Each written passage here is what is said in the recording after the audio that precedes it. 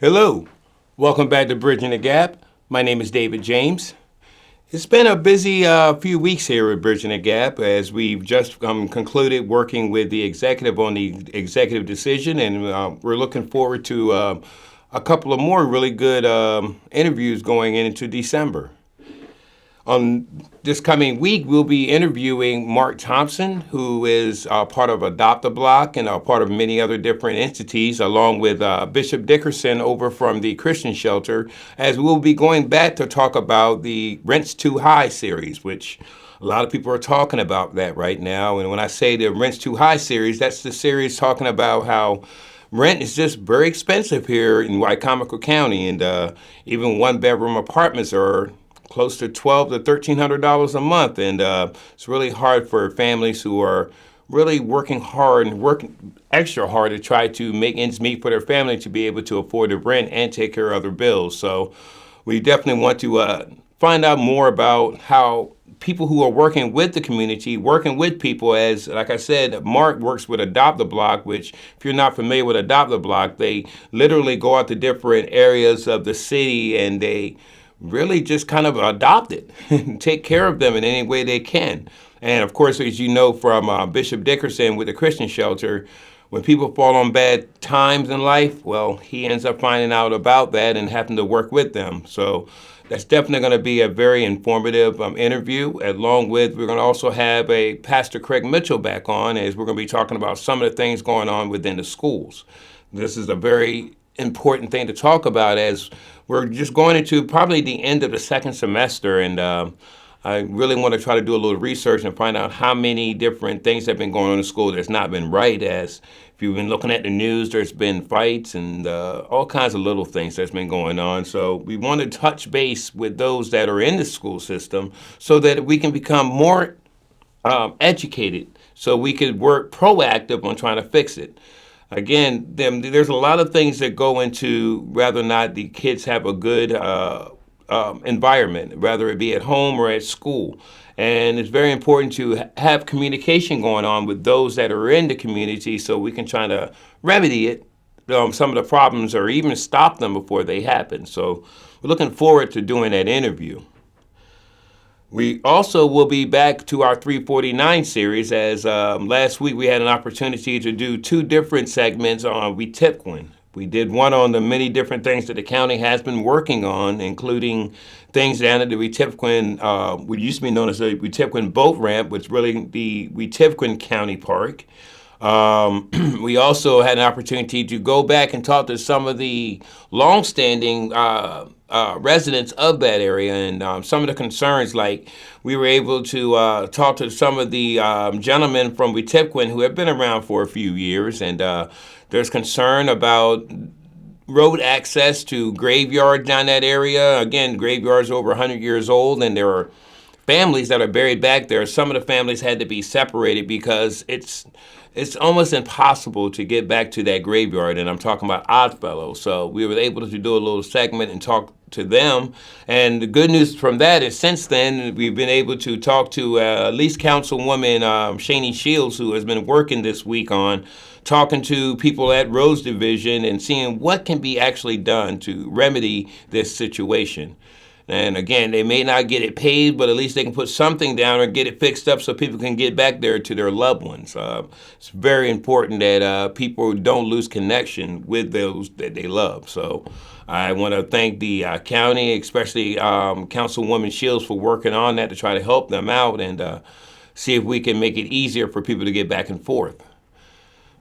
As I had commented on earlier, we had our executive decision last week, and along with Tyler Jones and along with Daniel Pax Garcia, we were over with the county executive, and it was a really informative interview. As we actually, it was two different segments. As one thing here with Bridging the Gap is we don't want to have just one person stating what's going on. We want to have different people asking questions from different areas, because to bridge that gap means to ask the questions that normally wouldn't be asked. So I do want to thank our county executive for taking the time out of her very busy schedule to sit down for that about an hour and a half with Bridging the Gap, and the many different people who work with Bridging the Gap to get that information taken care of.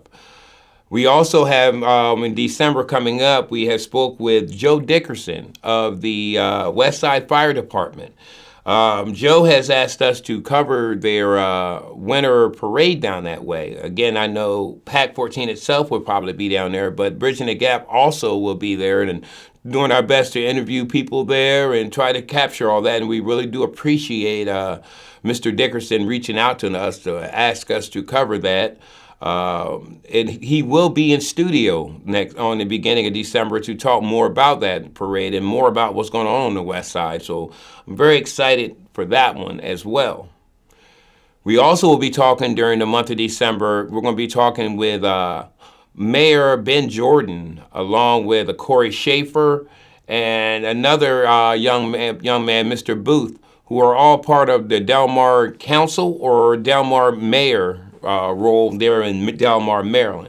We want to find out more of what's going on in Del Mar, and the best way to ask is those that are elected who are out there doing the work. So very, very excited for that.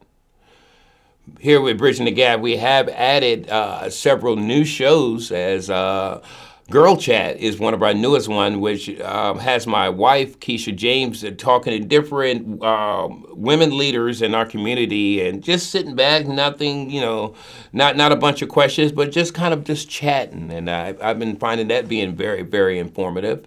Along with Elephant in the Room. I don't know if you had an opportunity to watch our last Elephant in the Room, but our last Elephant in the Room was with Pax Garcia, myself, and Colin McEvers, and we are doing that. And what we do there, we don't have many guests, but what we do is we talk about what's going on in the community. We talk about, we break down different issues that, and again, it's from our point of view, okay? Here with Bridging the Gap, we are a local producer with PAC 14, which means when we do our interviews, when we do our shows, it is not PAC 14 is doing it, but it is us. But we are blessed to be able to use this platform to get forth information. So Elephant in the Room, I really feel like that's a great opportunity to let people know how we feel, how whoever our host or hostess that is there, that how we feel about things that are going on in our areas. I do want to also say, with Bridging the Gap, we are not here to tear down anybody. We're not here to tear down any entity or anything like that. When I say that, there are many things that happen in our community. There is many unfortunate things that happen with local elected leaders. We do ask the questions that we do ask because we want to know the answers, but there are certain things that we're not gonna get on here and criticize anyone. We're not gonna get on here and browbeat. If something tragic happens, we're not gonna get on here and talk about it. So I just want to let you know, if you're looking for us to do that, you're not going to get that from any of our Bridging the Gap. We are here to simply bridge the gap in information. As I always say, the difference between disinformation or misinformation and actual information is us bridging the gap and getting that information out. So we want to say that. As we get closer to the end of this year, we also will be doing a best of show, or maybe a couple of shows, where we are going to actually go back in within our first 8 months of being Bridging the Gap on PAC 14. We've been Bridging the Gap for over 3 to 4 years, but as far as being part of PAC 14, we've done many different shows. Well, we're also now looking back at those shows to see, where were the high points, and our best of show will be talking about what was our best interview we had, the one that caught the attention of the audience more. As far as the host or hostesses, who was one of our most impactful ones, and it's going to be a good time. So we're going to be doing that as we get closer to the end of the year. Again, Bridging the Gap is here for each and every one of you. If you ever have anything that you think would be a great topic to talk about, or any guest that you would like to see on here, or even if you want to be a guest on here, please feel free to reach out to us. Our email is bridgingthegap238@gmail.com.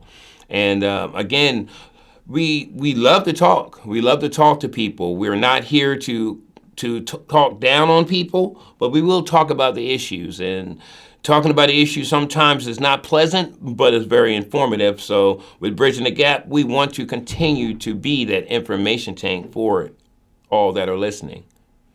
And that is our recap for Bridging the Gap up to now. My name is David James. Stay with us.